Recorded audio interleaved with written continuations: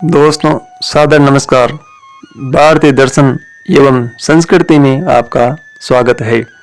दोस्तों इस वीडियो में मेरा उद्देश्य प्रकृति के प्रति लोगों में सकारात्मक सोच पैदा करना एवं प्रकृति के प्रति कृतज्ञता प्रकट करना है। इस विषय पर मेरा यह दूसरा वीडियो है। अगर वीडियो में दी गई जानकारी आपको पसंद आए और अच्छी लगे तो वीडियो को लाइक, कमेंट एवं शेयर जरूर करें एवं चैनल को सब्सक्राइब अवश्य करें। जहाँ तक मेरी समझ है, मनुष्य जीवन में दुख का दूसरा सबसे बड़ा कारण प्रकृति की उपेक्षा है। इस धरती पर प्राणी मात्र को कर्म करने और प्रकृति प्रदत्त चीज़ों का समान रूप से उपभोग करने का अधिकार है। यह सृष्टि ईश्वर की विचित्र कला का एक विशेष उपहार है, जहाँ प्राणी मात्र को अपने कर्तव्यों के साथ ईश्वर ने पैदा किया है। जितनी मनुष्य की बुद्धि सोच सकती है, वहाँ तक मनुष्य ने प्रकृति के रहस्यों को खोजने की कोशिश की है, लेकिन मनुष्य प्रकृति का पूरा रहस्य आज दिन तक नहीं जान पाया है, क्योंकि ईश्वर बुद्धि का विषय नहीं है। हमारा शरीर 5 तत्वों से बना हुआ है। इंद्रियों का स्वामी मन है, मन का स्वामी हमारी बुद्धि एवं इन सब का संचालन एवं नियंत्रण आत्मा से है। ईश्वर एवं सृष्टि का रहस्य जानने के लिए आत्मा को परमात्मा से जोड़ना होगा। यह अध्यात्म के द्वारा ही संभव है। अध्यात्म के बारे में हम दूसरे वीडियो में चर्चा करेंगे। अब मनुष्य के अलावा सभी प्राणी अपने अपने कर्म प्रकृति की व्यवस्था के अनुसार करते हुए जीवन यापन कर रहे हैं। सभी प्राणियों को ईश्वर ने एक विशेष प्रकृति एवं पर्यावरण के अनुकूल शरीर देकर पैदा किया है और अपने अपने कार्यों को संपादन करने के लिए सामान्य बुद्धि भी दी है। मनुष्य के अलावा सभी प्राणी अपनी मस्ती में मस्त है। वो कभी भी प्रकृति के नियमों को भंग नहीं करते हैं। अब ईश्वर ने मनुष्य को एक विलक्षण बुद्धि एवं गुणों के साथ पैदा किया है, जो मन, इंद्रियों एवं बुद्धि द्वारा विचार कर सकता है, मनन कर सकता है एवं निर्णय कर सकता है। संसार में छोटे कार्य से लेकर बड़े से बड़े कार्य को भी अपनी बुद्धि के बल पर पूरा कर सकता है। मनुष्य ने जीवन की असीम संभावनाओं को तलाशा है, अनेक तरह की खोज एवं आविष्कार किए हैं, धरती से लेकर अंतरिक्ष तक अनेक प्रयोग किए हैं। प्राणी मात्र के जीवन की रक्षा हेतु चिकित्सा जगत में अप्रत्याशित खोज हुई। प्रकृति ने मनुष्य को असाधारण दिमाग दिया है, जिसका उपयोग मनुष्य ने विकास में तो किया ही है, साथ में विनाश में भी कर रहा है, जिसके दुष्परिणाम सामने आ रहे हैं। प्रकृति को नष्ट करने से मनुष्य जीवन प्रभावित होना स्वाभाविक है, अतः मनुष्य जीवन में दुख भी भोगने पड़ेंगे, क्योंकि ईश्वर प्रकृति विरुद्ध कार्य कभी भी क्षमा नहीं कर सकता है।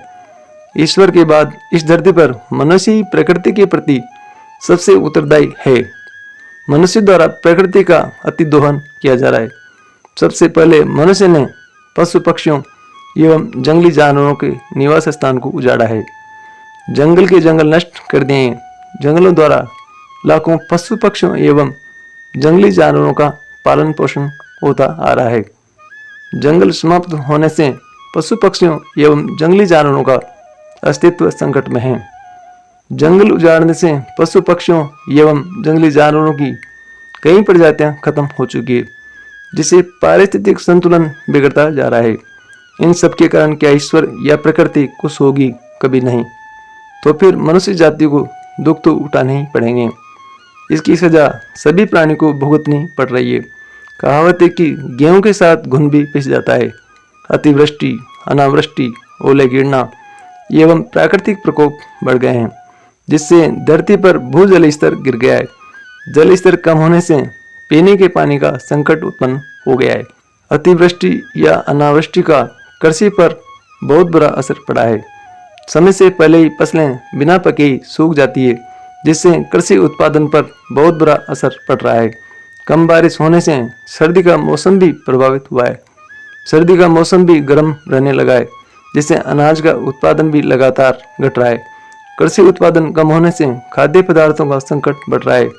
वर्तमान समय में मौसम की स्थिति को देखते हुए आने वाले समय में बारिश का संतुलन और बिगड़ सकता है।